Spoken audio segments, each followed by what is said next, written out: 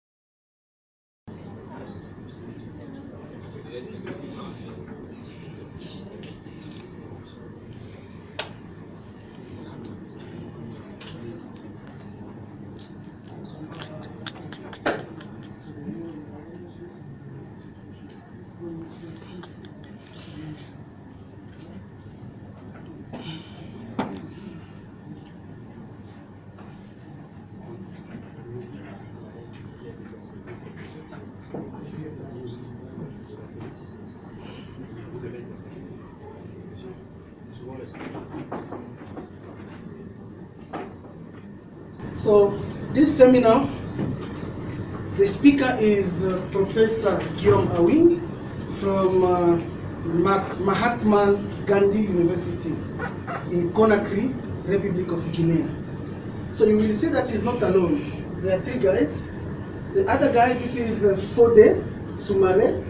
He's a guy in charge of everything about IT, because what he's doing is more computing, but by using algebra as well. Then the other guy here, it has been a while we met. Actually, we graduated the same day, same university. Okay, but he graduated in cosmology. We're in the same group with Amari and me. So it's kind of a collaboration.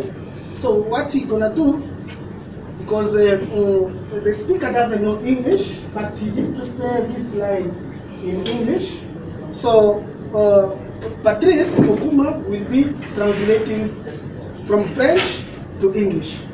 Okay? So, yeah, at the moment is all I can say. So please, Patrice.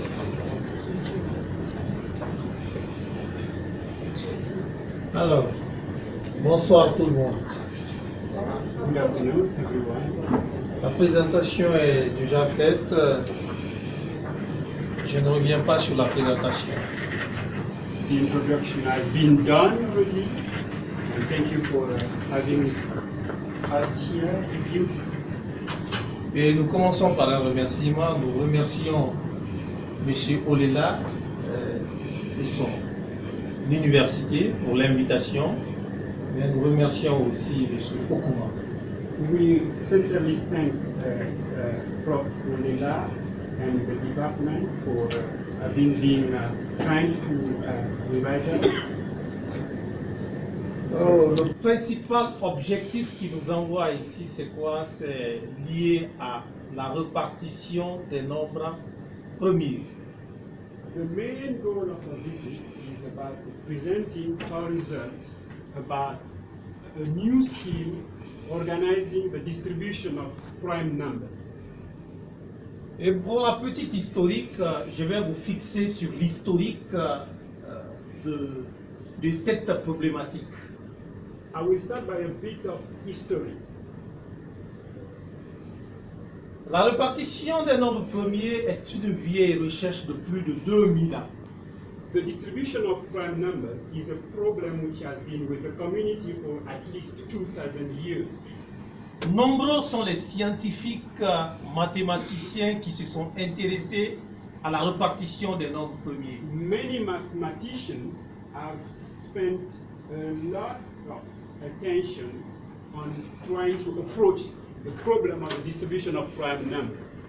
Depuis 200 ans avant Christ, quand nous prenons Euclide, Euclide c'était un mathématicien 200. There has been Euclid, who was the first one to approach that problem. La liste est longue, on ne peut pas citer tout le monde. Les penseurs de la Temple, Blaise Pascal, Ramanujan, Hardy, Riemann, qui se sont tous intéressés à la répartition des nombres premiers. Many followers came up, Ramanujan, Blaise Pascal, Riemann, les penseurs de la Temple, Blaise Pascal, the et ainsi de suite, ils se sont tous intéressés à la répartition des nombres premiers. Étant donné que ces nombres ont une portée scientifique très poussée, given the importance of prime numbers in foundational aspect of mathematics. C'est pourquoi une hypothèse a jailli, une hypothèse supposant repartir les nombres premiers, appelée l'hypothèse de Riemann, et qui fait partie des 7 problématiques du millénaire mises à prix pour $1 million depuis mai 1900 par la Fondation Klein Mathématiques. One of the key hypotheses around the distribution of prime numbers is known as the Riemann hypothesis. And it has such importance conceptually that a foundation named the Clay Foundation has put a prize of about $1 million to the first person or team who will give a mathematical proof of that hypothesis by Bernard Riemann. Depuis 2003, nous nous sommes aussi intéressés à la répartition des nombres premiers, et aujourd'hui nous avons réussi à établir un schéma qui permet d'organiser ces nombres. C'est ce schéma que nous venons partager avec vous. So since 2003, we have been investigating a new scheme organizing the distribution of prime numbers. And we think today we have a solution, potential solution, robust enough to come here and share it with you. Alors nous allons commencer par la motivation. Voyez la motivation. The motivation. L'organisation des nombres premiers est l'objet de l'hypothèse de Riemann, comme je l'ai dit. The organization of prime numbers. Des nombres premiers. These are the main preliminary results so far. The algorithm coming from the theoretical work where Prof. Howing has been the leader has gave an algorithm that can yield the complete list of prime numbers below any given number, natural number, without any primality test, without checking that it's a prime number. Second, same algorithm, a similar algorithm, that can list the complete list of prime numbers between two given natural number, also without any test of the number or each number being a prime number. Third, and the third one is a primality test algorithm based on the conceptual investigation. À ce niveau, avant de passer, je voulais faire une petite, je voulais juste ouvrir une petite parenthèse. C'est là l'hypothèse de Riemann. Riemann, dans sa fonction que nous allons voir tout de suite, cherchait à avoir le nombre de nombres premiers inférieur à une taille donnée. The most immediate understanding of the Riemann hypothesis is that initially he wanted to determine a function giving him being able to give the number of prime numbers below a given limit, x. That's the heart of the initial hypothesis. Determining or giving a functional expression giving the number of prime numbers up to a specific given number x. La répartition des nombres premiers, toujours la partie là. La répartition des nombres premiers, il y a deux problématiques essentielles. Le nombre de nombres premiers inférieur à une taille donnée et le nth nombre. voici les deux problématiques en répartition des nombres premiers. In the problem, in the framework of the bad problem of distribution of prime number, there are two key problems. The first one is being able to get the complete list of prime numbers up to any given value x. One. Second, being able to get or know the nth prime number below any given value x. Two problems embedded in this fundamental problem of the distribution of prime numbers. So coming here is a brief review of what has been done, as well as giving basics on what is at stake. Alors, c'est ça la fonction Riemann, la fonction zeta de Riemann. C'est ça la fonction zeta de Riemann. Le briefing de cette fonction, c'est quoi? Riemann voulait se servir d'une fonction qu'il appelle la fonction zeta de Riemann pour déterminer, pour définir la répartition des nombres premiers. Et voilà, c'est ça la fonction zeta de Riemann.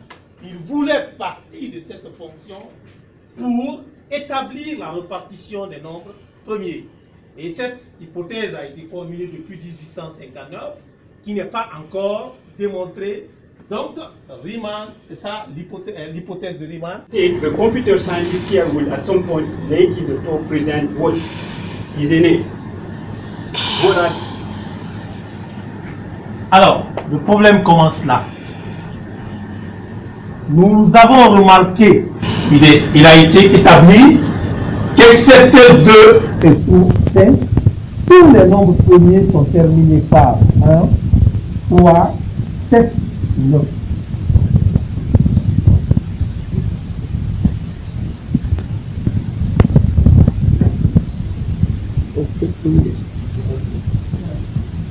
Because you have learned that except from 2 and 5, all the prime numbers end with 1, 3, 7, 9. All right. En d'autres termes, qu'est-ce que ça veut dire? Tous les nombres premiers terminés par 1, tous les nombres impairs terminés par 1, they will typically start by 27 because of the structure and construction of the tables, and then it's just a deduction to get the complete list of prime number below n. And to do that, it's essentially because you've got the full list, because you've got the full list of all the composite number. I mean, we work computationally, we work with finite groups. I may design a program and work with a group, but when n goes from 1,000 to 1 million, the program collapses. It doesn't compute in polynomial time. The computer people like to see, yes, is it in peak complete, is it in polynomial time? Prof, this is dans l'histoire